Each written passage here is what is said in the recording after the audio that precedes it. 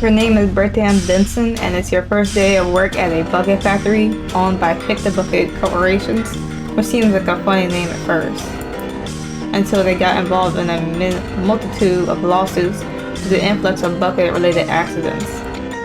The company quickly became renowned for making the cheapest, lowest quality buckets that continually result in people dying.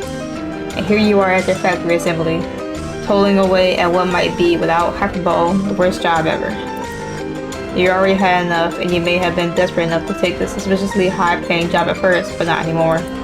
There does seem to be people around, and wait a minute. Where's the exit?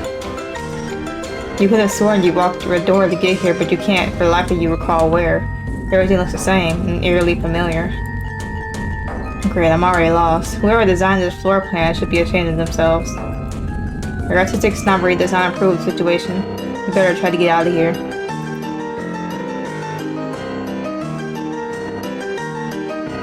Jump on the conveyor belt? You jump on the bucket conveyor belt only to realize you're building towards a split. The dingy buckets are all going left, while the slightly less dingy buckets are all going right. Left? Bad move. The conveyor has soared considerably high above the ground. What appears to be a bucket incinerator looms ahead. Now I'm sure you can hear the screams of the damned in there. Jump for crane. You try the crane hook and dangling into the right of the conveyor and lunge forward. It swings down at the sudden influx of weight and launches you across the room. Pile of buckets slightly breaks your fall, slightly induces several gash wounds. At least you'll have a cool face scar now. Just don't tell anyone it's from a pile of buckets.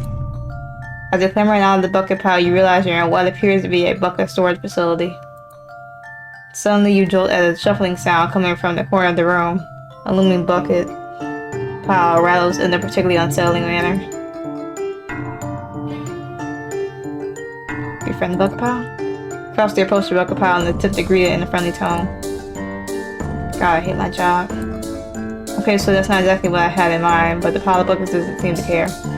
After you greet it, collapses on itself, toppling to the ground in the wake of a homeless scatter. Vernon Benson, you are the chosen one. Excuse me? You just say out my name. How the hell do you know my name? Because I know you're better than any other Burnham, as I am, you from the future. A long pause. The homeless man clearly expected this to have more of an effect, as he lets out a harum and crosses his arms in offense. You doubt the wisdom of the one ordained by the bucket god? Fool. Listen, man, I don't feel like getting into a religious debate. I don't suppose you know how to get out of here. Because if not, I just hate to waste any more of your time. Your freedom cannot be attained here, Bertram. Heed my words. The answer you seek will be 42. What is that even? Before you finish your confused remark, the homeless squatter cuts you off by flinging a bucket on your head. You start to protest, but your speech comes out slurred and nonsensical. Your brain is overloaded by a million thoughts you are fairly sure you should not have right now. Suffocating the bucket pile doesn't even make sense. My God, they're me. I'm them. I'm everyone at once. I can't just enjoy my job. I can't just be happy. I'm going for another drink. Remember, Bertram, 42. Don't forget, 42. But he was cut off. A loud static noise floods your consciousness as you feel the impossible sensation of your body stretching and multiplying into a million selves, declining back into one again. You hear your thoughts in reverse and you know everything and then nothing, and suddenly you wake up. Your name is Bertram Benson. It's your first day of work at Bucket Factory. Okay. So it's all going over again. Yeah, skip through that, skip through that, skip through that, that. Alright. Put the book on your head. It's an irresistible urge to put a book on your head for some reason. It must be the sick humor of some higher power commanding you to take the most ridiculous course of action they could think of for their amusement. While you're lost and alone, fearing for your safety in the bucket purgatory. A low blow in your opinion, but your opinion doesn't matter. You put the bucket on your head. You weren't expecting anything of note to happen after doing this, but you are proved wrong almost immediately as a sickening wave of nausea washes over you. Strange humming noises ring through your head, and you see visions of distorted laughing buckets, and you are pretty sure you taste purple. Keep it on. What's going on? You must feel the need to see it through. You stumble and shake as the sickness ebbs and flows with the noises and the visions, until all of a sudden everything goes black, and the feelings disappear. You cautiously take the bucket off your head and realize you're in a total different room. A room filled with what you can only describe as a bucket cultist. Or 100 people stand swaying to and fro with buckets on their heads. There also appears to be blood-stained sacrifice tables made from busted conveyor belts. You make a mental note of how particularly terrible Feng Shu of the room this is.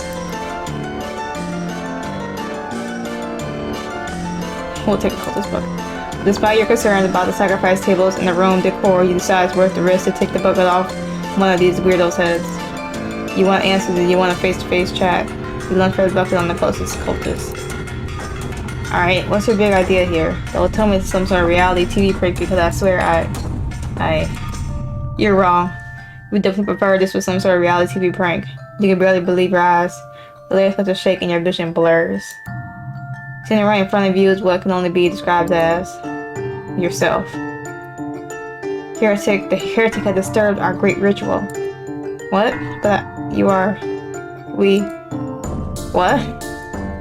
Instantly, as if shared a consciousness, the rest of the cultists turn to you and remove their buckets, all revealing the exact same face, your face, staring back at you.